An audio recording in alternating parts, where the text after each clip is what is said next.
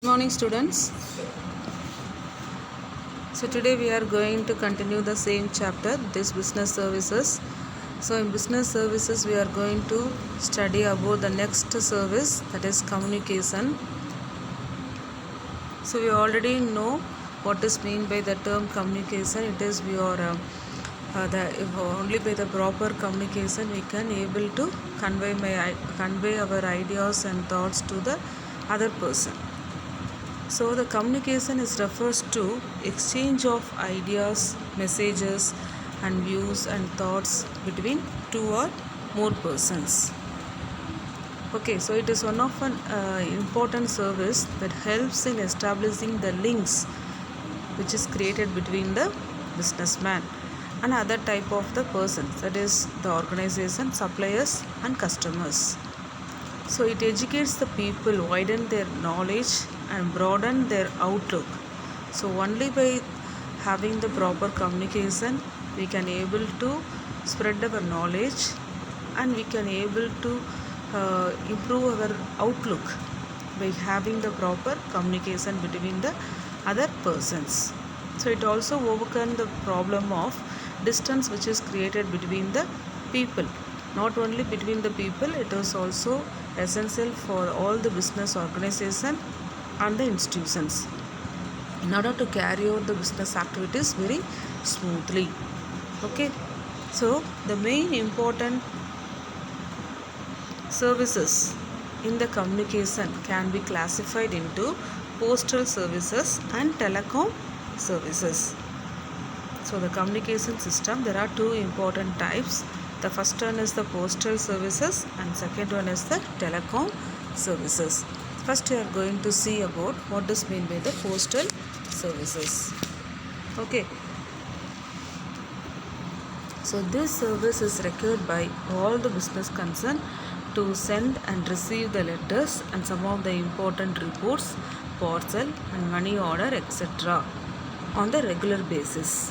So all the services are provided by the post and telegraph offices scattered throughout the country.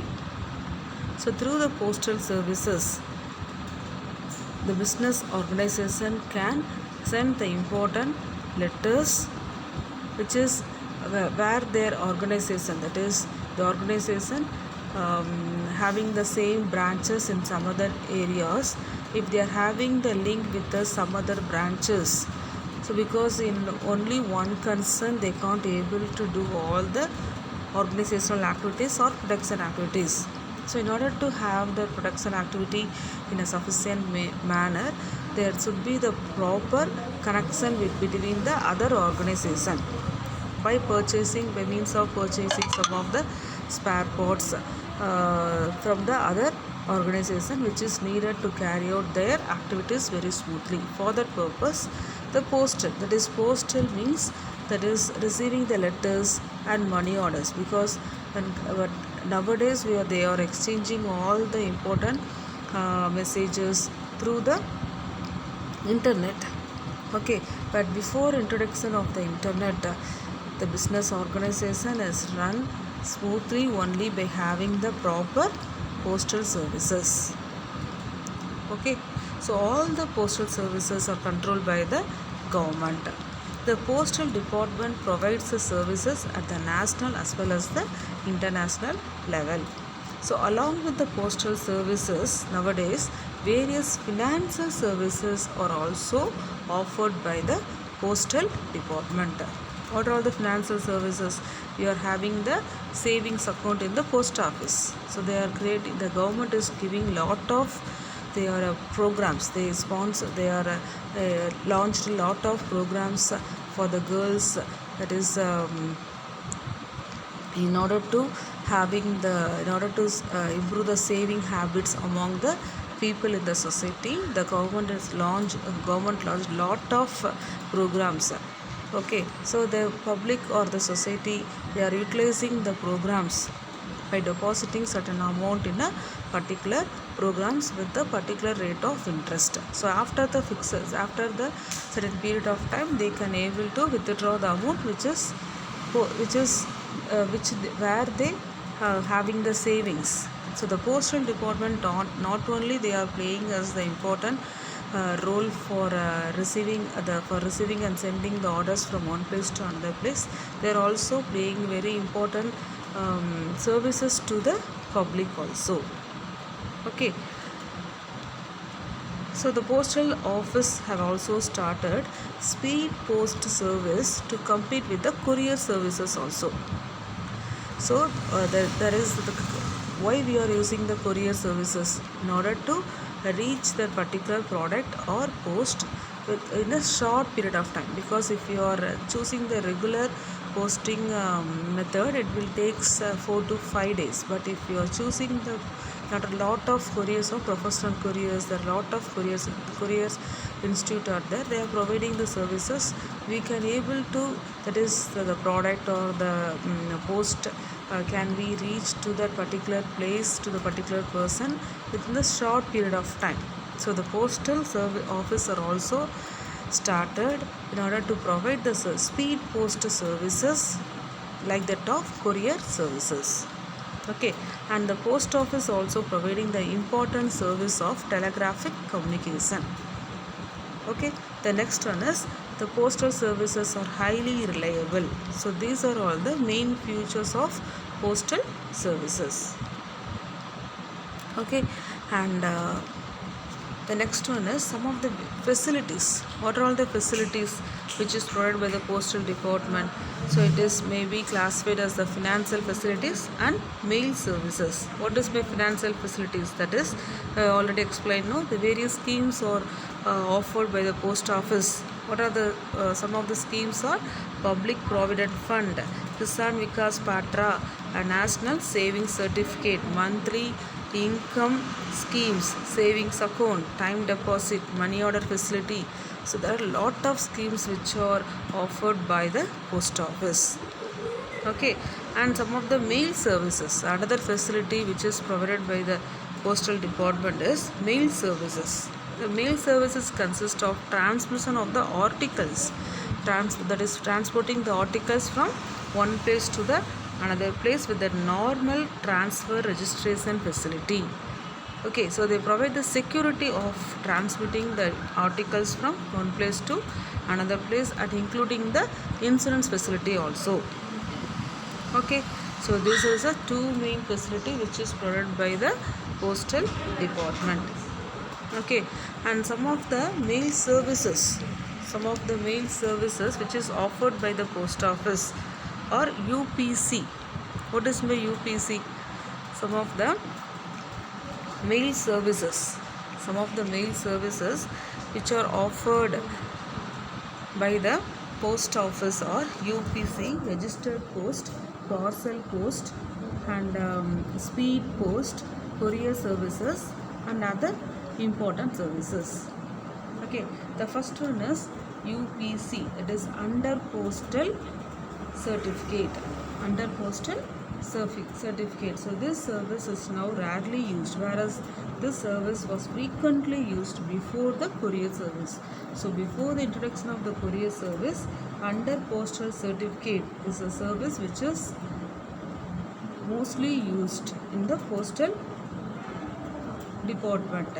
Okay, so in UPC, the sender will deliver the parcel or letter with the ordinary post at specified counter of the post office at extra nominal cost, say ₹1, for example ₹1 for 3 envelopes, and have the proof of the posted letters.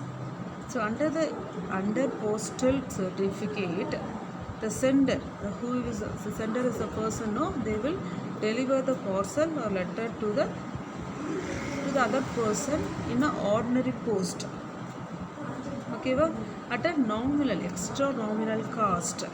So for example, the amount is ₹1, but for ₹3 they are paying only ₹1, and they are having the proof of the postal letters.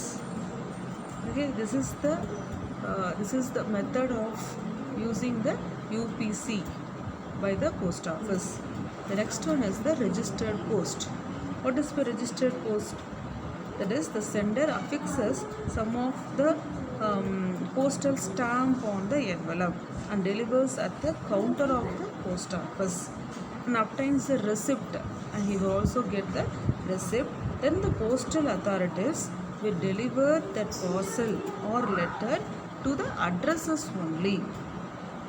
Okay, whereas the letters sent under the UPC, that is the first mail service is the UPC, no, but in the under the UPC, that is the letters sent under the UPC may reach the addresses or may not.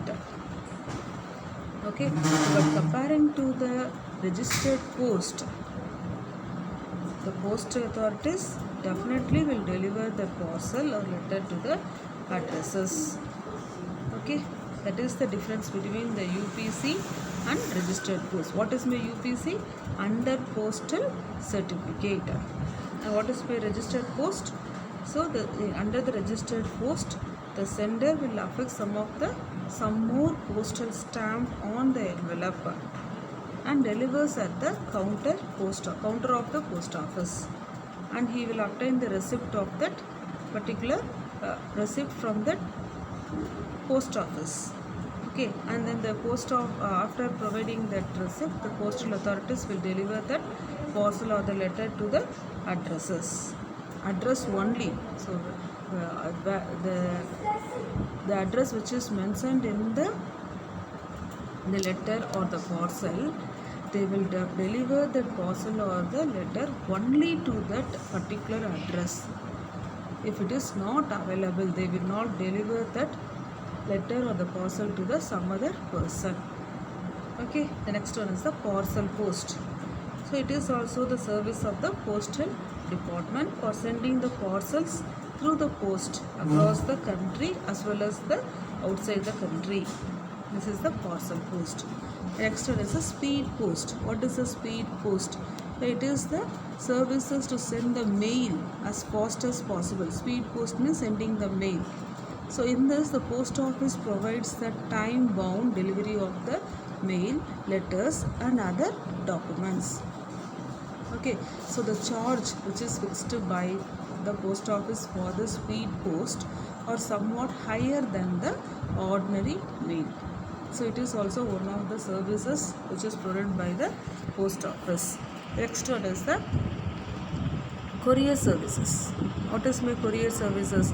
It is also provided by the private post office. It is provided by the private post office for providing door-to-door services. So they are the faster and more reliable when compared to the other services. Okay, and this services is comparatively cheaper than the services which is provided by the post office. Okay, so these are all the important services which is provided by the postal department. Okay, the next one is telecom services. So another type of communication services is the telecom services. So telecommunication services are those that are provided by the communication company that offers voice and data services over a large area. The most common form of telecommunication services is phone service, which is done on either the wired or wireless standard. So the telecom services are the backbone of every business organization or for every business activity. So in the absence of the telecom services, every business activity will remain it may be the dream only. Okay, so nowadays there are a lot of developments in the through the telecom services. Okay, so the government of India has developed telecom policy framework in which year? In 1999. And another policy which is called as broadband policy in 2004. Okay, so this is the two types of policy where the government of India has developed. First one is telecom policy framework 1999 and broadband policy 2004. Okay, and some of the different types of telecom services are cellular mobile services, radio paging services, fixed line services, cable services, very small aperture terminal, and direct to home services. So there are different types of telecom services. Okay, so what first one is cellular mobile services. So it is one of the type of telecom services. First one is cellular mobile services. So it includes all the mobile telecom services, including the voice and non-voice messages, data service, and etc. Okay, so they are providing they are playing a very important role in providing the direct interconnectivity with the other type of telecom service provider. So through the cellular mobile service, they are having the interconnectivity with the other type of telecom service provider. Okay. The another type of telecom services is radio paging services. Radio paging, P-A-G-I-N-G, paging services. So it is an affordable means of communication, and it is playing a very important role in transmitting the information to the persons, even when they are mobile. Okay, so it is the way of information broadcasting solution. So radio paging services are available, including the tone only, that is the numeric only, and the alphabetic or numeric. So they are providing the services only through the tone or numeric or alphabetic. Okay, that is called as the radio paging services. And next one is fixed line services. So these are the primarily connected through the fiber optic cable across the country. So they are also providing interconnectivity with the other types of telecom services. This is the third one, fixed line services. The first one is cellular mobile services, radio paging services, fixed line services. Next one is the cable services. We already know that is these services are having the linkage, and they will have the connectivity with the other telecom services, and for providing the entertainment to the society. Okay, and it includes two-way communication, that is by means of voice data, and also providing the information. So the offering services through the cable network will be similar to providing the fixed services. So it is same as that of the fixed line services through the cables. Okay, next one is very small aperture terminal, that is VSAT. That is VSAT is a satellite based communication service. VSAT means very small aperture terminal. That is, this type of communication is mainly based on the satellite communication service.